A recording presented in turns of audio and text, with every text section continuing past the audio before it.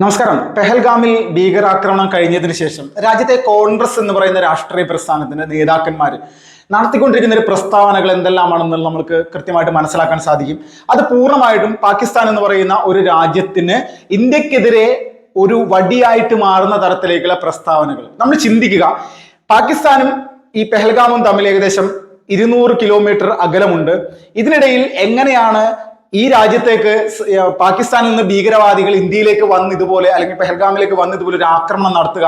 ഇതൊക്കെ വലിയ സംശയത്തിന്റെ നിഴലിൽ നിൽക്കുന്ന ഒരു കാര്യമാണെന്നുള്ള രീതിയിലേക്കുള്ള ഒരു കോൺഗ്രസിന്റെ കേരളത്തിലുള്ള ഒരു എക്സ് പ്ലാറ്റ്ഫോമിൽ ഒരു പോസ്റ്റർ വന്നിരുന്നു. അപ്പൊ ഇതുമായി ബന്ധപ്പെട്ടുകൊണ്ട് ഇതിന്റെ ഈ സ്ക്രീൻഷോട്ട് എടുത്തുകൊണ്ട് പാകിസ്ഥാനിലെ ഭീകര തലവന്മാരടക്കം അതോടൊപ്പം തന്നെ പാകിസ്ഥാനിലെ ജനപ്രതിനിധികളടക്കം വലിയ തരത്തിൽ അവരുടെ സോഷ്യൽ മീഡിയയിൽ പ്രചരിപ്പിക്കുകയാണ്. ഇന്ത്യയിൽ തന്നെ നരേന്ദ്രമോദി സർക്കാരിനെതിരെ വലിയ ഉളവാക്കുന്ന തരത്തിലേക്കുള്ള നിലപാടുള്ള ആളുകൾ അവിടുത്തെ ജനങ്ങളുള്ളിലുണ്ട്, അവിടുത്തെ രാഷ്ട്രീയ പ്രസ്ഥാനങ്ങളുള്ളിലുണ്ട്. അവിടുത്തെ പ്രധാനപ്പെട്ട രാഷ്ട്രീയ പ്രസ്ഥാനങ്ങൾ മോദിക്കെതിരാണ് ഈ കാര്യത്തിൽ എന്നുള്ള രീതിയിലൊക്കെ പ്രചരിപ്പിക്കുന്നു. അപ്പോൾ ഇത് യഥാർത്ഥത്തിൽ നമ്മുടെ രാജ്യത്തെ ഭൂരിപക്ഷം വരുന്ന ഇവിടുത്തെ ഹൈന്ദവ സമൂഹത്തിന്റെ ഇടയിൽ ഒരു വലിയ പ്രശ്നം ഉണ്ടാക്കിയിട്ടുണ്ട്.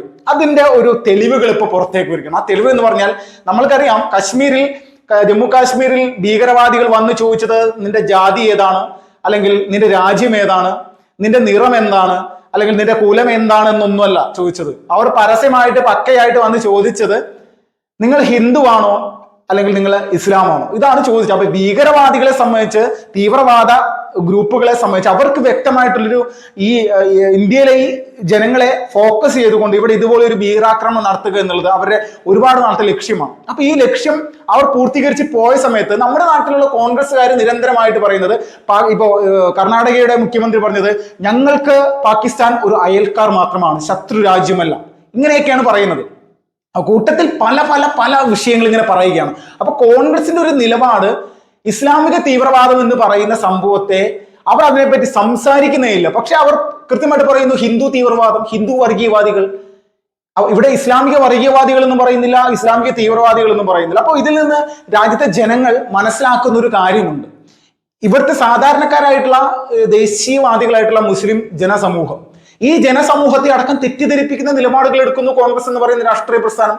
ദേശീയവാദികളായിട്ടുള്ള ഇസ്ലാമിക സഹോദരങ്ങൾ പൂർണ്ണമായിട്ടും BJP ഒപ്പമാണ്. അത് UP-യിലെയും പല പ്രദേശങ്ങളിലേക്ക് ഇലക്ഷൻ സാഹചര്യങ്ങളൊക്കെ നമ്മൾ കണ്ടാണ്. മുസ്ലിം ഭൂരിപക്ഷ മേഖലയിലേക്ക് BJP വിജയിക്കുന്നു. അപ്പോൾ ഈ സാഹചര്യത്തിൽ നമ്മൾ ചിന്തിക്കുക, കോൺഗ്രസ് എന്ന് പറയുന്ന രാഷ്ട്രീയ പ്രസ്ഥാനത്തിൽ നിന്ന് നിരവധി ഹൈന്ദവ ജനങ്ങൾ, ഹിന്ദുക്കൾ ഇപ്പോൾ ഗുജറാത്തിലും ഉത്തർപ്രദേശിലും അല്ലെങ്കിൽ മഹാരാഷ്ട്രയിലും അടക്കം അവർ ആ പാർട്ടി വിട്ട് മാറിപ്പോവുകയാണ്. ഞങ്ങൾക്ക് ഇനി ഇതുപോലൊരു പ്രസ്ഥാനത്തിൽ പ്രവർത്തിക്കേണ്ട ആവശ്യമില്ല.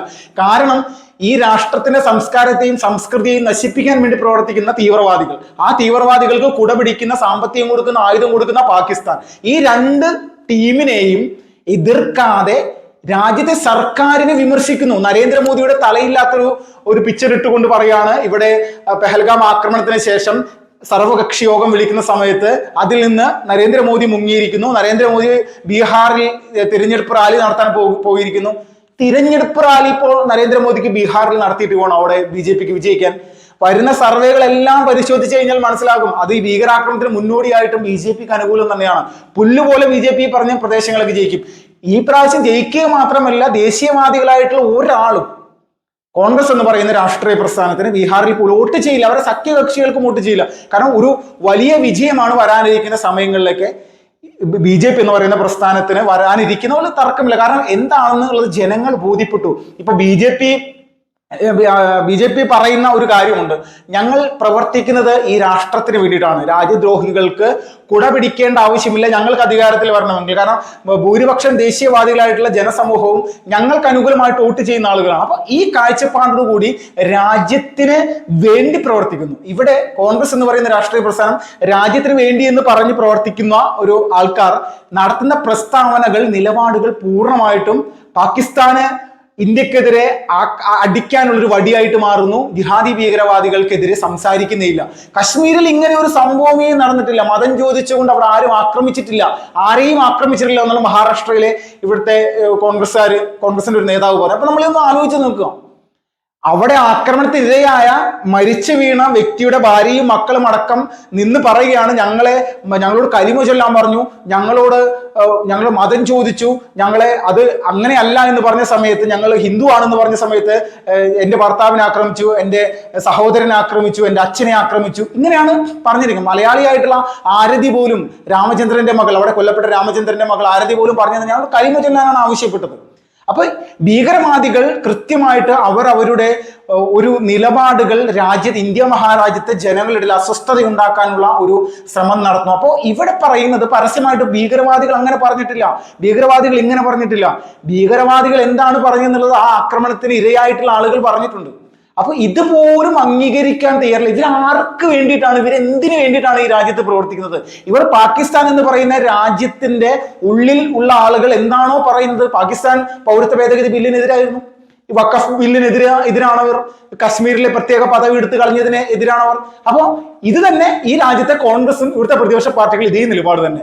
മറ്റേ നമ്മൾ കഴിഞ്ഞ കുറച്ച് ദിവസങ്ങളായിട്ട് കോൺഗ്രസിന് പല നേതാക്കന്മാർ, ഇപ്പൊ സോണിയാഗാന്ധിയുടെ മരുമകനായിട്ടുള്ള പ്രിയങ്ക ഗാന്ധിയുടെ ഭർത്താവ് പറഞ്ഞ എന്താണ്, റോബർട്ട് വധേര പറഞ്ഞ എന്താണ്, ആള് പറഞ്ഞിരിക്കുന്ന കാര്യം, ഇന്ത്യ മഹാരാജ്യത്ത് മുസ്ലിം സമൂഹത്തിന് സുരക്ഷിതത്വമില്ലാത്ത സാഹചര്യത്തിലേക്ക് പോകുമ്പോൾ ഉണ്ടാകുന്ന പ്രശ്നങ്ങളാണിതെന്ന്.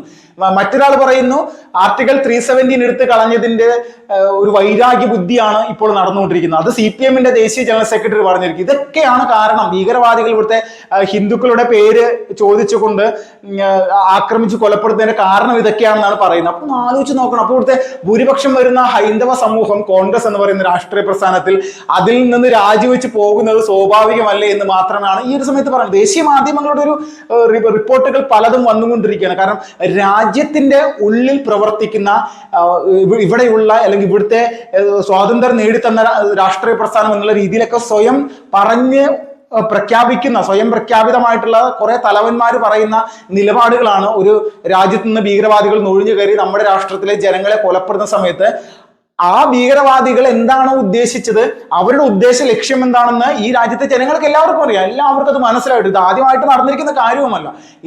ഇതിനു മുന്നേ നടന്നിരിക്കുന്നതാണ് കഴിഞ്ഞ വർഷം 2023 ജമ്മു കാശ്മീരിൽ പല പ്രദേശങ്ങൾ, ബീഹാറിൽ നിന്നും ഉത്തർപ്രദേശിൽ നിന്നും ദില്ലിയിൽ നിന്നൊക്കെ വന്ന് അവിടെ പാനിപൂരി കച്ചവടം നടത്തുന്ന ഹിന്ദുക്കളെ പോലും തെരഞ്ഞു പിടിച്ച് കൊന്നിരുന്നു. അതിൽ മുഴുവനും ഈ ദ റെസിസ്റ്റന്റ് ഫ്രണ്ട് എന്ന് പറയുന്ന ഭീകരവാദ പ്രസ്ഥാനമായിരുന്നു. കൂട്ടത്തിൽ കശ്മീരിലെ അധ്യാപകന്മാര്, ഹിന്ദുക്കളായിട്ടുള്ള അധ്യാപകന്മാരെ സ്കൂളിൽ അകത്ത് കയറിക്കൊണ്ട് വെടിവെച്ച് കൊല്ലുന്നു. അപ്പൊ ഇങ്ങനെയുള്ള പല നിലപാടുകൾ, പല വിഷയങ്ങളും, സംഘർഷങ്ങളും അവിടെ കശ്മീരിൽ നിരന്തരമായിട്ട് ഉണ്ടാക്കാൻ ശ്രമിച്ചുകൊണ്ടിരിക്കുന്ന ആ ആളുകൾക്ക് ഇവിടെ പ്രതിപക്ഷ പാർട്ടികളുടെ ഭാഗത്ത് നിന്ന് ഒരു പ്രഷറുമില്ല. ഇവിടുത്തെ ഈ രാജ്യത്തെ ജനങ്ങളെ സംബന്ധിച്ച് ഇത് കൃത്യമായിട്ട് മനസ്സിലാക്കുന്നുണ്ട്. ഇതിൽ പാകിസ്ഥാനിൽ അവിടുത്തെ ഒരു മന്ത്രി കൃത്യമായിട്ട് പറഞ്ഞതാണ്, ഇന്ത്യയിൽ ഞങ്ങൾക്ക് അനുകൂലമായിട്ടുള്ള പല ആളുകളുണ്ട്. മമതാ ബാനർജി ഉണ്ട്, CPM ഉണ്ട്, കോൺഗ്രസ് ഉണ്ട്, കോൺഗ്രസിന്റെ തന്നെ പല നേതാക്കന്മാരുമുണ്ട്. ഇങ്ങനെയൊക്കെയുള്ള ഒരു ലിസ്റ്റ് അങ്ങനെ പാകിസ്ഥാനിൽ ഒരു ദേശീയ മാധ്യമത്തിന് കൊടുക്കേണ്ടി. ഇതൊക്കെ നമ്മുടെ ജനങ്ങൾ, നമ്മുടെ രാജ്യത്തെ ഭൂരിപക്ഷ ജനങ്ങൾ കാണുകയാണ്. അപ്പൊ അതുകൊണ്ട് കോൺഗ്രസ് എന്ന് പറയുന്ന രാഷ്ട്രീയ പ്രസ്ഥാനം വിട്ടുകൊണ്ട് തങ്ങളുടെ ഒരു രാജ്യസ്നേഹം ഊട്ടിയുറപ്പിക്കുന്ന നിലപാടിലേക്ക് ഉത്തരേന്ത്യയിലെല്ലാം ഹിന്ദു സമൂഹം മാറിക്കൊണ്ടിരിക്കുന്നു എന്നുള്ള വാർത്തകളാണ് വന്നുകൊണ്ടിരിക്കുന്നത്. എത്രത്തോളം വലിയൊരു സംഭവമാണ്. രാജ്യത്ത് ഇതുപോലൊരു ഭീകരാക്രമണം നടക്കുമ്പോഴാണ് കോൺഗ്രസ് എന്ന് പറയുന്ന രാഷ്ട്രീയ പ്രസ്ഥാനത്തിന്റെ യഥാർത്ഥ മുഖം ഈ ഭാരതത്തിലെ ജനങ്ങൾ മനസ്സിലാക്കിയെന്നുള്ളത് യാതൊരു തർക്കമില്ല.